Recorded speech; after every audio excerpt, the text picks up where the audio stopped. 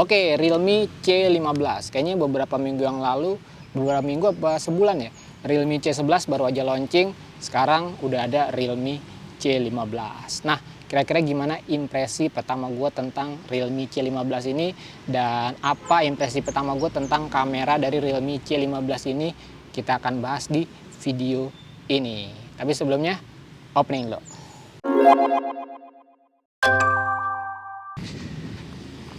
Oke, sebelum masuk ke videonya, sebelumnya gue mau jelasin kalau di channel ini gue upload konten apapun yang gue suka. Mulai dari gadget, kamera, fotografi, dunia kreatif, hingga produktivitas.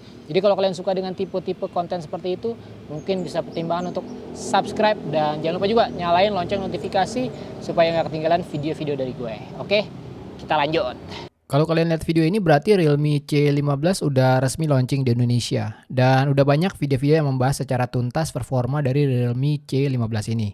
Di video ini gue hanya akan membahas yang penting-penting aja, khususnya point of view gue tentang jualan utama dari Realme C15 ini, yaitu kapasitas baterainya dan juga impresi pertama soal kameranya. Tapi sebelum masuk ke bahasan mengenai hal itu, kita lihat dulu unboxing dan cek kira-kira ada apa aja di paket pembeliannya. Ini dia.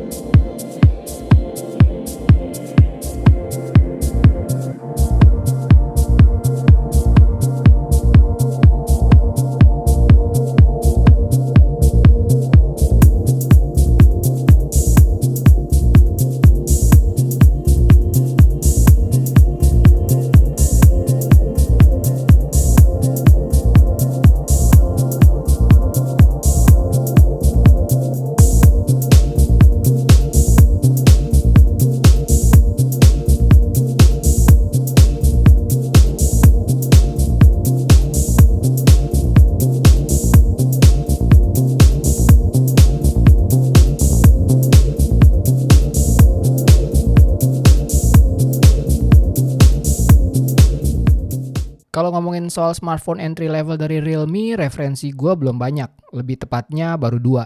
Pertama Realme C11 yang udah pernah gue bikin unboxing dan review kameranya. Yang kedua Realme C15 ini. Namanya entry level boleh dibilang agak susah buat nyari apa yang bisa di quote-unquote jual dari produknya. Performa? Ya udah pasti nggak mungkin. Gue pun pakai Realme C11 beberapa minggu udah berasa lemotnya. Ya nggak bisa disalahin juga, memang itu yang kita dapat dari smartphone dengan spesifikasi rendah. Tapi yang gue suka dari strategi produk dari brand Realme adalah mereka selalu punya satu hal yang bisa dijual di smartphone entry level mereka. Dan satu hal itu biasanya memang benar dan valid buat dijual. Contoh, Realme C11. Smartphone entry level dengan desain premium. Valid, ini valid banget. Pertama kali gue lihat dan megang pun berasanya kayak bukan smartphone murah. Desainnya sangat premium, material dan finishingnya. Buat kita-kita yang terbiasa pakai smartphone kelas mid-range bahkan flagship mungkin sedikit meremehkan aspek estetik ini. Karena kita lebih fokus ke performa dan mungkin juga kamera. Tapi buat mereka yang berada di kelas entry level, faktor make up ini sangat penting untuk mengakomodir performa yang biasa-biasa aja. Dan dengan range harga sejutaan, serasa mendapat value yang lebih dari desain yang mewah. So yeah, this is good job from Realme. Oke, itu tapi Realme C11. Gimana dengan Realme C15? Yang boleh dibilang naik level sedikit tapi masih di kelas yang sama, yaitu Realme seri C. Nah, apa nih yang ditawarin? Apa nih satu hal yang bisa dijual? Ya, sebagaimana bisa dilihat di materi-materi komunikasinya Realme C15, yang dijual adalah performa baterai. Again, sangat valid buat dijual. Dan seperti gue bilang tadi, Realme pun serius dengan satu hal yang bisa dijual tadi itu. Realme C11, jualan desain. Ya beneran keren desainnya. Dan yang sekarang Realme C15, jualan performa baterai, nggak tanggung-tanggung langsung masukin 6000 mAh plus 18 watt quick charge. Ini mantep banget. Sekarang kita bahas sedikit soal 6000 mAh. Gue sebenarnya pengen bilang bahwa ini agak lebay. 6000 mAh itu lebay banget buat sebuah kapasitas baterai. Tapi gue tarik statement gue, karena kalau urusan baterai ya udah pasti the more the better. Gue sendiri sebenarnya tidak terlalu excited dengan fitur ini karena gue sama sekali bukan heavy user. Gue bukan mobile gamer, gue gak pernah nonton drakor seharian lewat HP, dan yang pasti gue tidak berprofesi sebagai ojek online. Tapi di luar semua itu, kenapa HP ini adalah bukan buat gua mainly karena 6000 mAh comes with a price, yaitu bodi yang lebih tebal dan berat, dan dimensi ketebalannya pun jadi bertambah secara signifikan. Oke, itu masalah jualan utama Realme C15 ini ya, yaitu baterai 6000 mAh. Yang gue seneng justru Realme tetap membawa jualan utamanya dari Realme C11, yaitu desain keren di kelas entry level.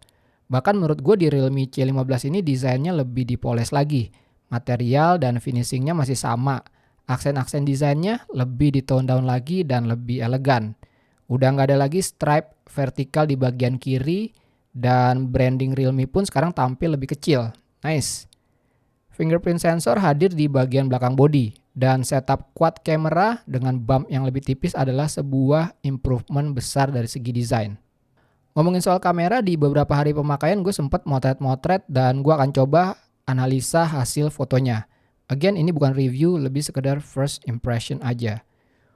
Overall, hasil kamera dari Realme C15 ini cukup baik, khususnya saat terungkap kalau harganya masih di bawah 2 jutaan. Yes, memang masih berasa kualitas kamera HP entry levelnya dengan hasil yang agak over contrast dan oversaturated. Tapi it's not that bad. Selama kalian tahu kapan waktu yang tepat untuk menggunakan kamera HP ini.